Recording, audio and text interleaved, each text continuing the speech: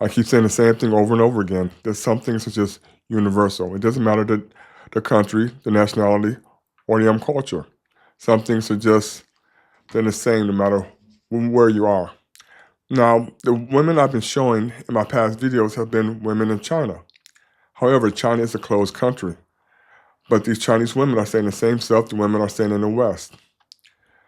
Are saying in the same stuff women are saying in the United States and East and Western Europe and Canada. There is no feminism in China. Feminism is illegal in China. Women have been arrested for trying to start a feminist movement within China. Right? Plus, since it's a closed country, China does not get any Western media. So it's not about feminism. Then what is it about? I mean, why are we having the problems with the women within the West? The Chinese women in this video sounds like she's trying to cope. It sounds like she cannot face the fact that men do not want her.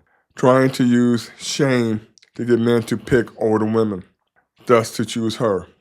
Saying stuff that older men, being with younger women, will hurt our self-esteem. It doesn't make sense. It sounds ridiculous. So us older men who are in our 40s, 50s, and 60s, who are with their 20-year-old, is going to hurt our self-esteem. Like I said, these women sound like they're just trying to cope. Now, I got two male friends here in the United States who are in their 40s, and one of them is just turned 60, just like me. And their girlfriends or wives are within their 20s. When men see other men who are older like we are, who got a hot young girl, it doesn't hurt our self-esteem. It's like, hey man, we're good enough to where we can still pull down young girls. So like I said, these women are just sounding like they're just trying to cope. So having a young, beautiful woman on your arm doesn't hurt our self-esteem in one bit. Plus she says a lot of other dumb stuff. But I'll just let you listen to what she has to say. Because what she has to say sounds pretty ridiculous. But I find it amazing that women who are halfway around the world, on the other side of the world, in a closed country where there is no Western media, have come up with the same dumb shit as women here within the United States, as the women in the West. They cannot get past the fact that men worldwide like younger women. And no matter how much manipulation and shame they use, they cannot force men to want them. This is the way men are built all over the world. This is biology. Men like and want younger women. We men keep telling women to stop trying to fight biology. But at the same time, we men also need to stop trying to fight biology. Yes, I added in a clip at the end that is completely related to Passport Brothers. But I had to just point out this fact that some things are just universal, and it doesn't matter the culture, the country, or the nationality. It doesn't matter if they're receiving Western media or they're not receiving Western media. Women just come up with the same justifications or manipulations or the same shame tactics that they use against men. Okay, now, don't forget to subscribe, like, comment, and all that stuff. Here's the videos. Why I don't recommend older single men pursuing young women in their 20s. First, this may seriously hurt your self-esteem. She is so young while you are already older. When you walk together down the street, people might think you are a couple, but those who don't know you might even assume you are father and daughter. This can make you feel extremely awkward and frustrated. If someone asks about it, it's a huge blow to a man's self-esteem. Second, dating young women can be exhausting. While women in their 20s are young and beautiful, these qualities don't solve real-life problems. If they lack relationship experience, they might act very capricious and unpredictable. For example, she might argue with you today and have a tantrum tomorrow, often needing your comfort. You're already exhausted from work during the day, and coming home to deal with her emotional issues can make you feel very tired and helpless. Don't you men know how to take good care of yourselves? Finally, the risks of pursuing young women are relatively high. After all, they're still young and might not be planning to get married soon. If you continue dating and after 2 or 3 years, you break up, she can still look for new partners while you transition from being a middle-aged man to an older man. This situation can feel very unbalanced. Who will bear the cost of your youth? A man's youth is also limited. In summary, I sincerely do not recommend older single men pursue women in their 20s.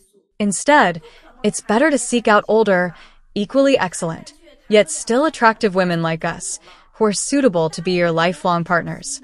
We are the true destination for you men's lives. How did I end up marrying this old American man who is 20 years older than me? The first claim is that I came to America to get a green card and, having no other choice, ended up marrying an old American man. The second claim is that I am lazy, don't want to work, and looked for someone to support me, so I found an old American man. First of all, regarding the first claim, I have never been to America. On the contrary, I met this foreigner in China. Although I was already a divorced woman with a child, marrying a foreigner was definitely not part of my plan. In fact, due to various setbacks, I had secretly made up my mind that I would never marry again and would spend the second half of my life with my daughter. I had no confidence in myself, so I didn't want to waste time, energy, or emotions. Just at that moment, this foreigner appeared in my life. Faced with an American man who, except for being older, was excellent in many ways, I think not many women who are in a low point and vulnerable can resist, because receiving help in difficult times is much more precious than receiving help when things are going well. So, I chose this old American man without hesitation.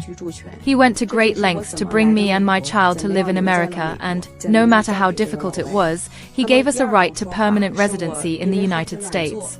This is how I came to America, how I stayed in America, and how I married this foreigner. Now, regarding the second claim, that I found this old American man because I am lazy. In fact, it is precisely the opposite. It was after marrying him that I could be lazy, because he allowed me not to have to work outside, only to take care of the child. He also told me that being a full-time housewife is a very respectable profession. Therefore, I have known this foreigner for 7 years and I haven't worked for 6 years, but my life is completely stress-free, and that is what gives me confidence. I imagine some people might ask, do you really like this life? I don't like this life because, although I'm not a career-driven strong woman who can have a successful career, I was also someone who worked hard to make a living. But I like the life I have now because this life is what I wanted most during the difficult times when I was working hard and struggling to live. At that time I thought, when can I sleep and wake up naturally? When can I see expensive perfumes and skincare products in stores and buy them without hesitation? What I wanted most was to live with my child without being apart, without having to see each other only twice a year and spending just 3 months together in a year of 12 months. These were perhaps once my dreams. When I was struggling to achieve these dreams, it was this old American man, whom many people look down on, who helped me realize them. So rather than saying that I like the life I have now, it's more accurate to say that I cherish the life I have now even more. Every day, my child and husband are by my side, and at least I feel simple and happy. And as ordinary women, what do we seek? Isn't it just a stable, secure, and comfortable life? That's why I have been so lazy in recent years. In summary, it is this old American man who has spoiled me.